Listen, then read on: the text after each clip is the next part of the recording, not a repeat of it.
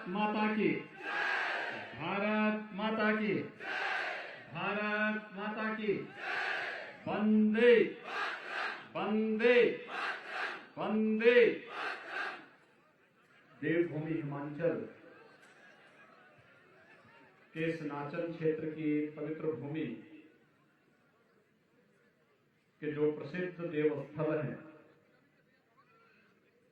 बाबा कमरूनाथ जी शिकारी माता मंदिर, हाटेश्वरी माता मंदिर, शिव मंदिर, महादेव और देव महासो, इन सभी को कोटि कोटि नमन करते हुए भारतीय जनता पार्टी के संस्थापक पूर्व सांसद स्वर्गीय गंगा सिंह ठाकुर जी को और पूर्व मंत्री स्वर्गीय दिल्ली राम जी को इस अवसर पर विनम्र श्रद्धांजलि अर्पित करता हूं। मंच पर उपस्थित आपके लोकप्रिय विधायक और वर्तमान में प्रत्याशी श्री विनोद कुमार जी, मंडल अध्यक्ष श्री सोहन सिंह ठाकुर जी, महामंत्री श्री मुकेश चंदेल जी, नरेंद्र भंडारी जी, हुकुम ठाकुर जी और भारी संख्या में नाचन विधानसभा क्षेत्र से जुड़े हुए सभी उपस्थित भाइयों बहनों, आप सबको इस उपस्थिति के लिए मैं हृदय से अभिनंदन करता हूं। आपने 12 से 17 और 17 से 22 से विनोद कुमार जी ने विश्वास किया और आज फिर मैं अपील करने, भारत की आस्था की भूमि, मर्यादा पुरुषोत्तम भगवान श्री राम की पावन धरा, भगवान श्री कृष्ण की पावन जन्मभूमि, मां गंगा और मां यमुना के संगम की पावन,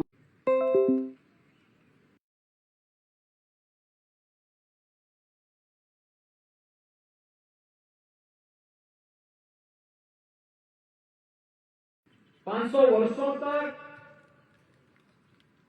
राम मंदिर निर्माण होने तक कभी भारतीय समाज चैन से नहीं बैठा, निरंतर इस मंदिर के निर्माण के लिए लड़ता रहा और अंततः विजय प्राप्त हुई।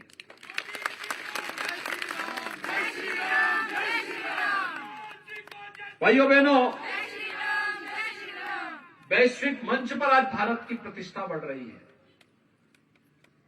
वर्तमान में हम भारत की आजादी के अमृत महोत्सव के साथ जुड़े हुए हैं। आजादी के अमृत महोत्सव का कार्यक्रम पूरे देश के अंदर, मुख्य संबोधन लाल किले की प्राचीर से प्रधानमंत्री मोदी जी का हम सबने सुना होगा। जब ये देश आजादी का अमृत महोत्सव मना रहा है, जिस ब्रिटेन ने भारत को 200 वर्षों तक गुलाम बना के रखा था, उस ब्रिटेन को पिछाड़ करके भारत दुनिया की 5वीं अर्थव्यवस्था बना है। ये प्रतिष्ठा है भारत की।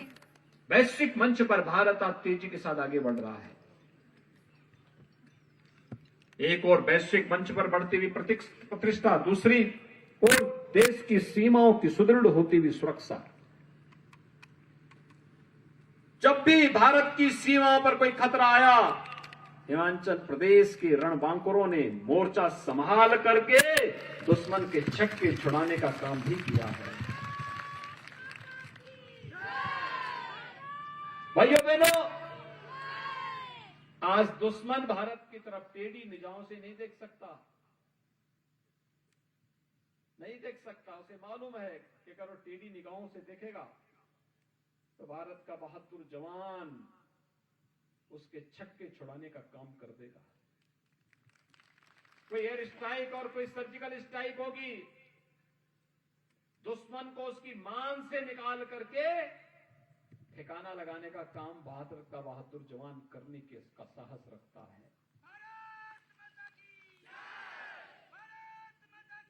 देश के अंदर आतंकवाद, नक्सलवाद और अलगाववाद पूरी तरह समाप्त हो रहा है।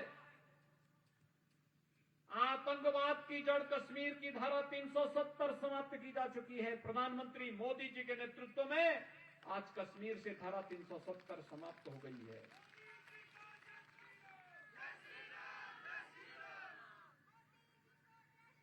तो संकट के समय में अपने नागरिकों के साथ किसी संवेदनशील सरकार को कैसे रहना चाहिए, कोरोना कालखंड में आप सबने देखा होगा। कोरोना कालखंड में फ्री में टेस्ट, फ्री में उपचार, फ्री में वैक्सीन और फ्री में 80 करोड़ लोगों को 2 बार भोजन के लिए फ्री में राशन की सुविधा का लाभ भी दे देना।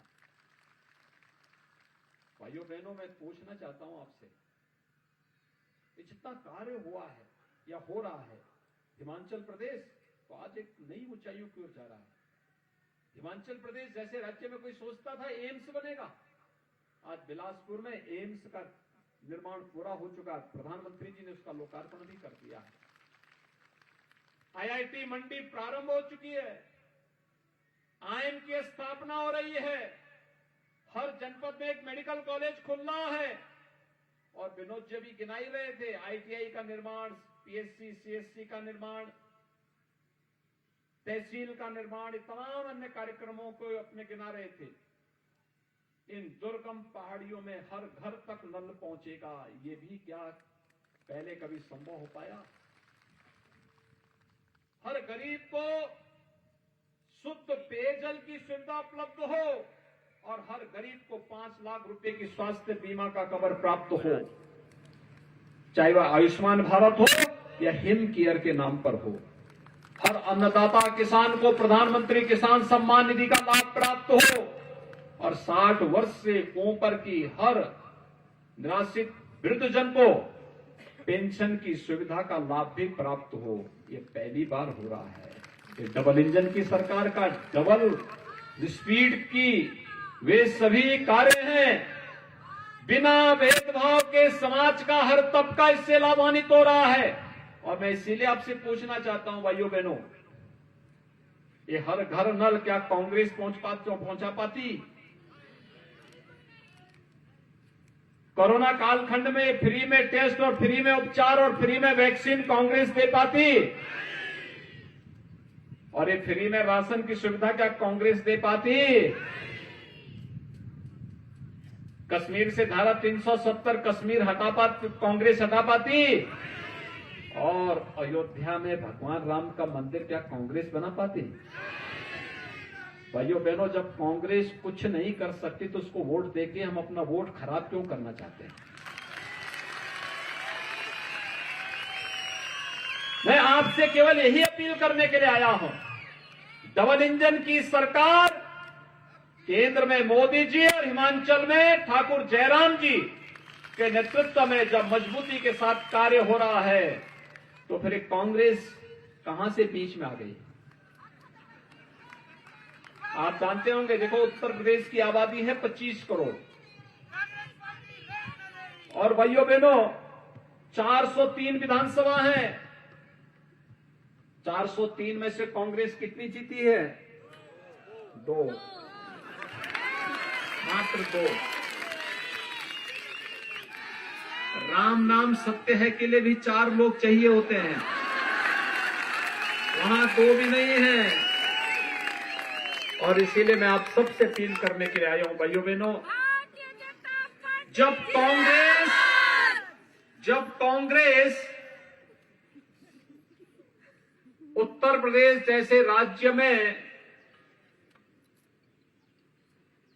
कुछ नहीं कर पा रही है, तो हिमाचल प्रदेश में तो कांग्रेस के लिए कोई जगह होनी ही नहीं चाहिए। देवभूमि में कोई जगह नहीं होनी चाहिए। सभी लोग सहमत हैं? सभी लोग सहमत हैं? भाइयों बहनों, चुनाव प्रचार का अंतिम दिन है। सायंकाल 5 बजे प्रचार बंद हो जाएगा। अगले 36 घंटे आपको मिलेंगे घर घर जाकर के कन्विंसिंग करने के लिए। संभव नहीं होता है कि प्रत्याशी इस दौरान हर घर जा सके। आप में से हर व्यक्ति को विनोद कुमार बनना पड़ेगा। घर घर जाकर के लोगों को मतदान करने के लिए प्रेरित करना पड़ेगा। सहमत हैं? सभी लोग जाएंगे, चुनाव जिता करके लेके आएंगे। याद करना, प्रधानमंत्री मोदी जी हिमाचल को अपना दूसरा घर मानते हैं। भाजपा के राष्ट्रीय अध्यक्ष श्री जेपी नड्डा जी हिमाचल प्रदेश की माटी के ही सपूत हैं। केंद्र सरकार के सबसे युवा मंत्री श्री अनुराग सिंह ठाकुर भी इसी माटी के सपूत हैं और लोकप्रिय मुख्यमंत्री श्री जयराम ठाकुर जी के नेतृत्व में हिमाचल प्रदेश विकास की नई ऊंचाइयों को प्राप्त कर रहा है। इसलिए भाइयों बहनों, 12 नवंबर को परसों होने वाले मतदान में हर बूथ पर केवल कमल कमल कमल खिलेगा। खिलाएंगे, लगेंगे सब लोग, मजबूती के साथ भाजपा को जिताएंगे। विनोद कुमार जी को फिर से तीसरी पारी को भारी बहुमत से विजयी बनाकर के भेजेंगे। सहमत हैं? तुम दोनों हाथ उठा करके मेरे साथ बोलेंगे, भारत माता की, भारत माता की, भारत माता की जय श्री राम, जय जय श्री राम। बहुत